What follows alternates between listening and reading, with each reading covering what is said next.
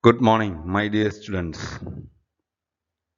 We were discussing about the organic reaction mechanisms used in organic synthesis. We continue our discussion with some new reactions today.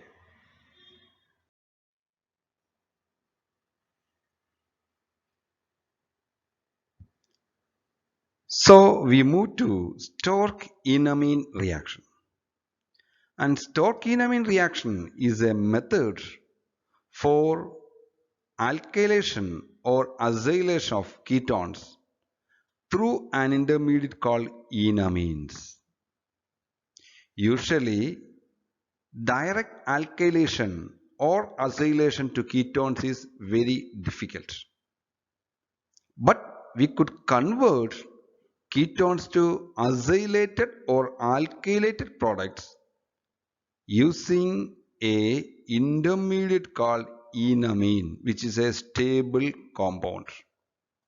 That is, we convert the ketones to enamines, and these enamines is treated with alkyl halides to form alkylated carbonyl compounds, and these enamines could also react with alpha beta unsaturated aldehydes or ketones to form acylated carbonyl compounds. So, using this intermediate enamine, which is a product of aldehyde or ketone reacting with a secondary amine, used as a stable intermediate for the preparation of alkylated or acylated ketone. This reaction is called Stork-Enamine reaction. See here, I have a ketone here.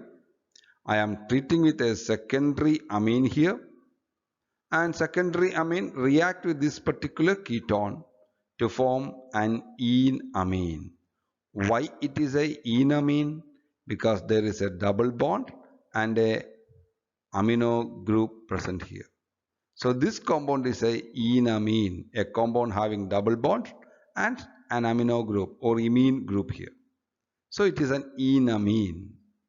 And this enamine intermediate is highly stable compound, and from which this compound we could convert them to alkylated or acylated ketones. This reaction is called Stork-Enamine reaction. That is, Stork-Enamine reaction is the reaction of enamines with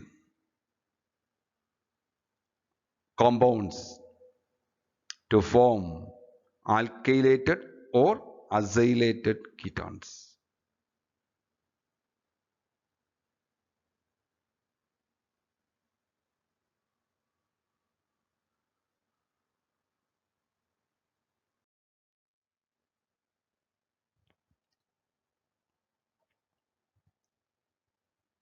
See here, we have nitrogen present in this particular enamine, which is having a lone pair of electron, and there is a adjacent double bond.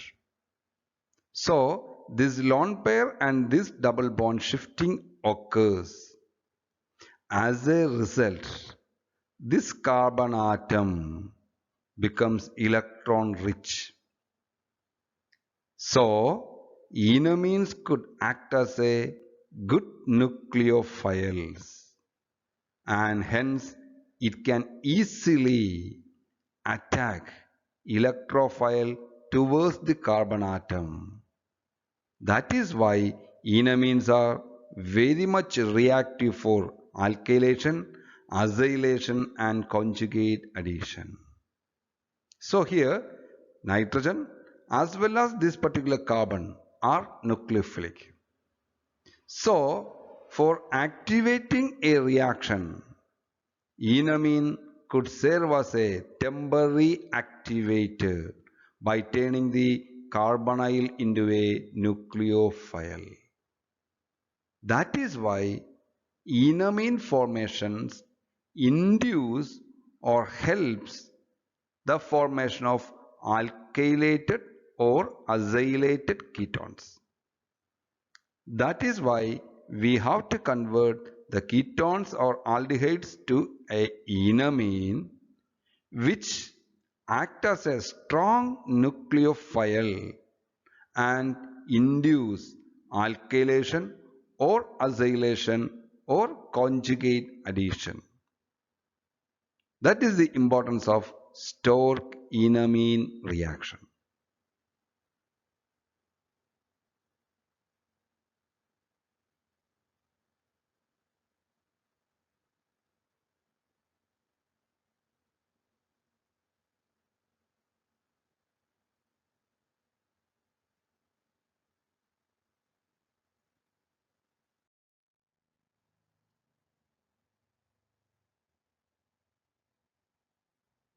See here, this is an enamine. We have a double bond and we have a imine group here. So this is an example for a enamine. This enamine undergoes alkylation. See, I have a alkyl halide here. So shifting of electrons occurs here.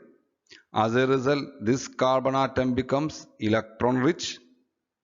It will attack here so that a intermediate compound is formed or iminium ion is formed, which on further hydrolysis will give you, see, acylated ketone or alkylated ketone. This is R here, alkylated ketone, not O here, this is R, alkylated ketone here. If it is acyl halide is using, acyl halides are using, the product is acylated ketone, acylated ketone. If I use a conjugated carbonyl compound, alpha beta unsaturated carbonyl compound, I will get a ketone here, or aldehyde or ketone here. This is the importance of enamine.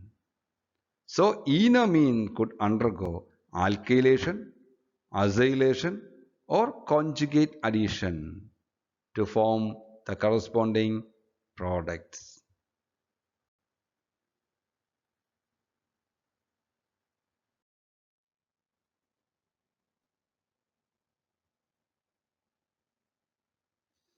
Now see here the mechanism. In the first step, the mechanism is the addition of enamine with the alkyl halide. As we have explained, the lone pair of electron from the nitrogen will be shifting towards the carbon-nitrogen bond. As a result, the carbon adjacent to the carbon gets a negative charge, or the enamine becomes strong nucleophile. This lone pair of electron attacks the alkyl halide, that is a carbon bromine bond of the alkyl bromide, so that Br minus will be eliminated out. Since the lone pair of electron is shifted from the nitrogen gets a positive charge and a carbon double bond N is established.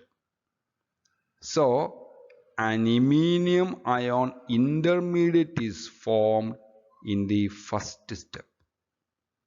Here the double bond and the positive charge are shifting each other so that the positive charge could be moved from nitrogen to carbon atom.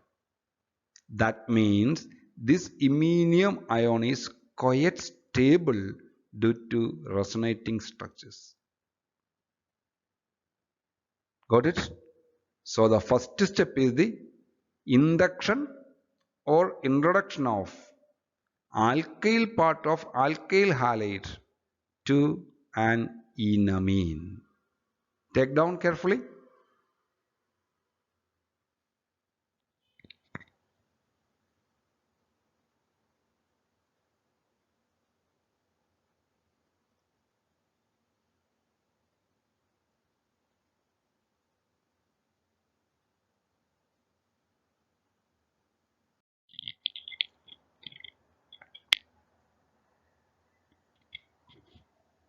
Now see here in the second step, the carbon, that is the carbonyl carbon of the iminium ion, get hydrolyzed. That is the lone pair of oxygen gets attached to that carbon atom. As a result, the nitrogen get back is lone pair of electron, and subsequent removal of H plus will give you a hemiaminal neutral molecule. This is that hemiaminal neutral molecule. So the nitrogen is having its lone pair of electron, and this positively charged carbon have OH minus ion there. So the charge has neutralized. Now we have to break the carbon nitrogen bond. So again hydrolysis occurs to the nitrogen atom of the secondary amine.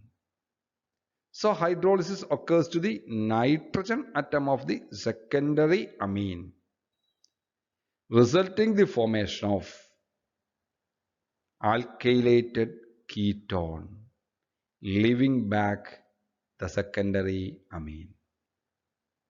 So we could say the hydrolysis of the alkylated enamine continuously will give you the alkylated ketone. So the original ketone from where we started has come with a alkyl chain attached to it to the alpha position. This is Stork-enamine reaction.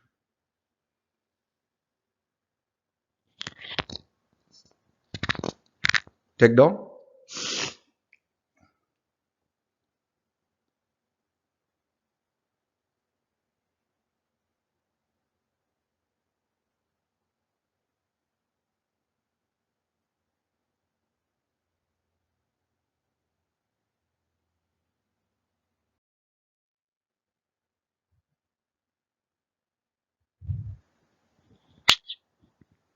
See here, the mechanism could be explained in very simple steps. I have methyl iodide here, that is CH3I. So the lone pair of electron from nitrogen shift towards here. This double bond attacks the CH3. I minus will be eliminated to form an iminium ion intermediate. This iminium ion intermediate undergoes hydrolysis to form the final product.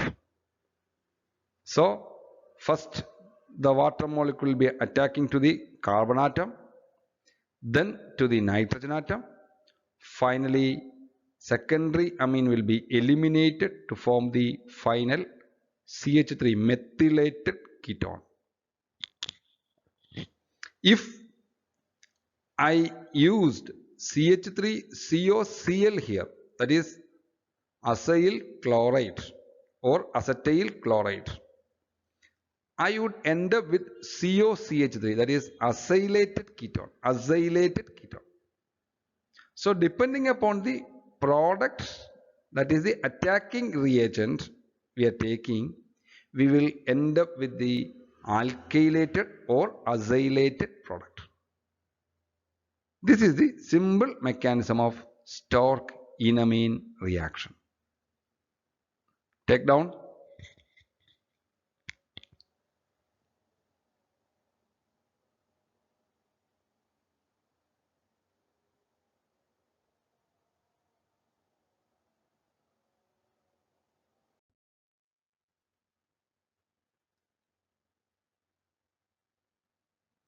Now we move to another reaction, that is Shapiro reaction. In Shapiro reaction, we are using tosyl hydrazone, that is toluene sulfonyl hydrazones of aldehydes or ketones,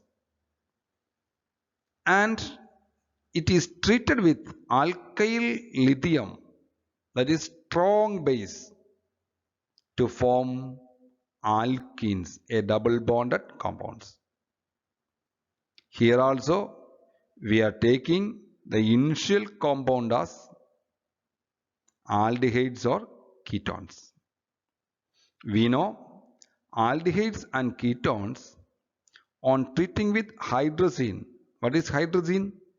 NH2 NH2, undergoes condensation reaction to form the corresponding hydrazones. We know any aldehyde or ketone react with hydrazine to form the corresponding hydrazones. If we use phenyl hydrazine, we will end up with phenyl hydrazones. If we use tosyl hydrazines, that is toluene sulfonyl hydrazine, we will end up with tosyl hydrazones. That tosyl hydrazones is our starting compound. And we are taking tosyl hydrazones, treating with strong base, so that we will end up with alkenes. See, NH2 NH2, we are substituting TS group here, that is tosyl toluene sulfonyl group here, so that this aldehyde or ketone is converted to tosyl hydrazone. This tosyl hydrazone, on treating with a base, gives alkene. This reaction is called Shapiro reaction. And we know tosyl hydrazone, see, this is tosyl hydrazone, this is toluene, and this is up to here, toluene sulfonyl group. And this toluene sulfonyl group is attached to NH2 group, that is hydrazine. And this is called tosyl hydrazine. This tosyl hydrazine, on treating with aldehyde or ketone, will give you tosyl hydrazones. So for Shapiro reaction, the starting product is tosyl hydrazone. Treating with strong base gives an alkene. Take down.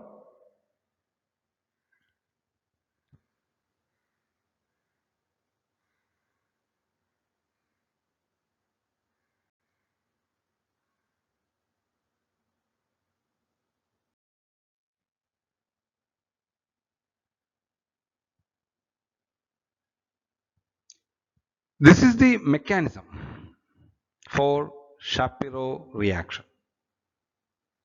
So in the first step, the deprotonation of NH proton from aryl sulfonyl hydrazone. We know NH to NH group is there. So that hydrogen from the NH group will be deprotonated by the strong base. So a strong base like alkyl lithium, example CH3Li. So it abstracts the H plus from the NH group of tosyl hydrazone, so that nitrogen gets a positive charge. Now another deprotonation occurs because we are using strong base.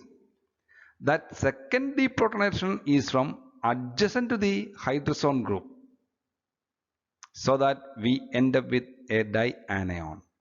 So two negative charges have come in the same molecule, and this leads to the elimination of tosyl group to form a N double bond N intermediate.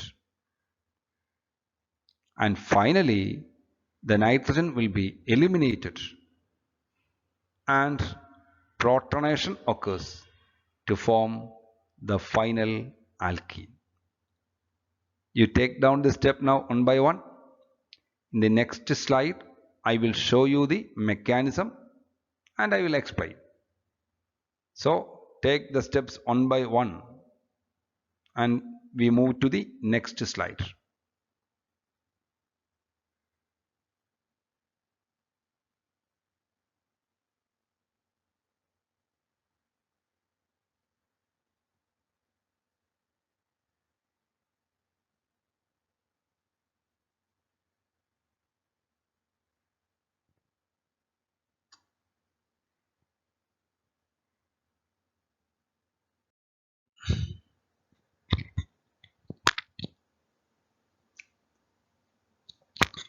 See the mechanism carefully.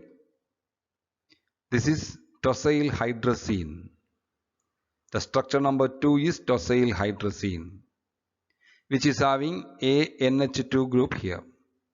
This NH2 group combines with oxygen of carbonyl group, releasing water molecule, so that we end up with a tosyl hydrazone.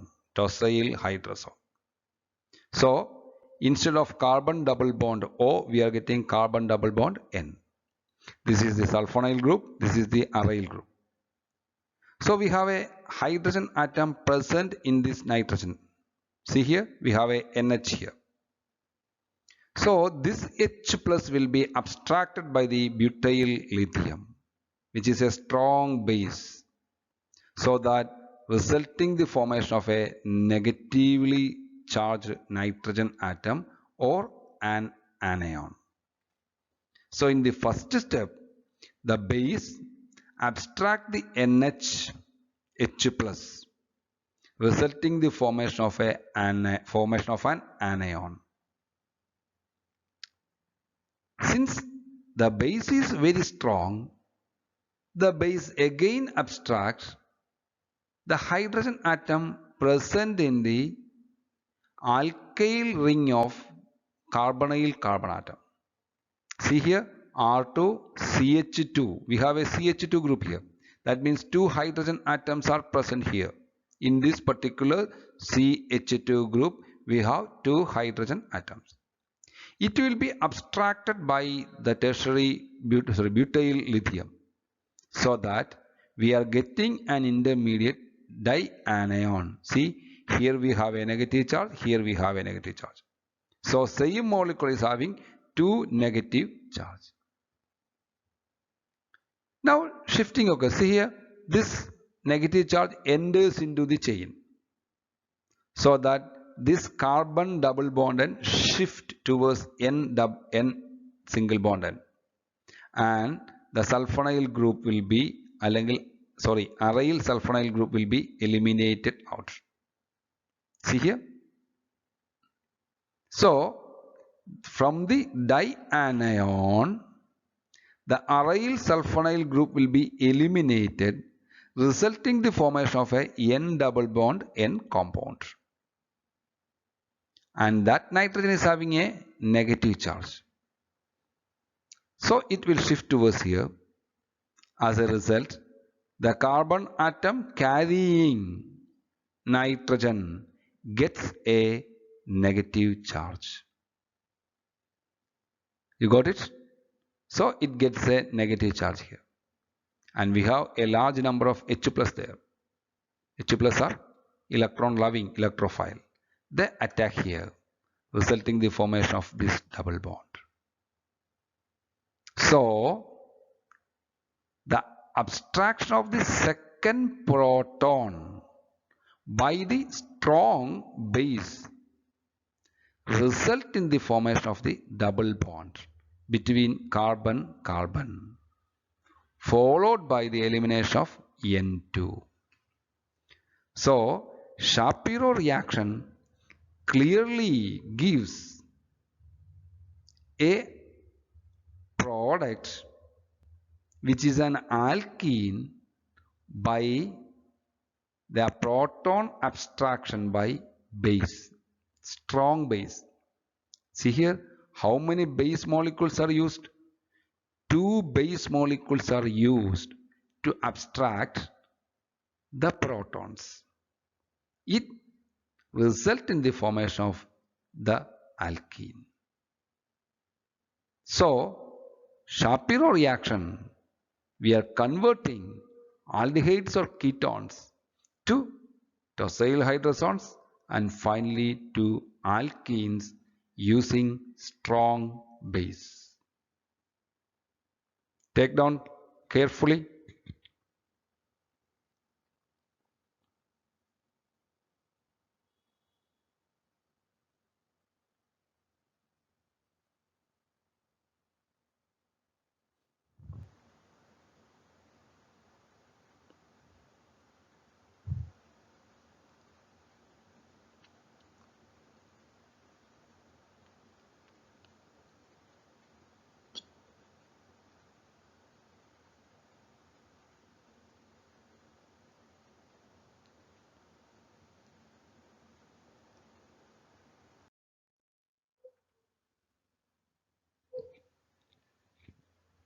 So, my dear students, take down these equations and identify the products. Write down the mechanism.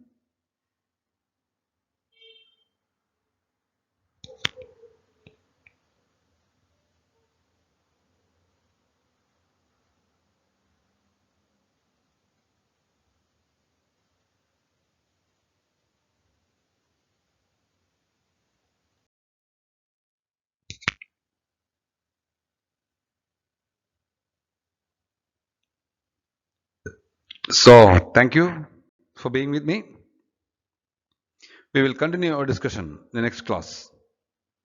And I think next class you ask me, I will send you the assignments and the seminar topics. So please tell me who are the people to get seminars or organic parts. I will give you the portion for the seminar.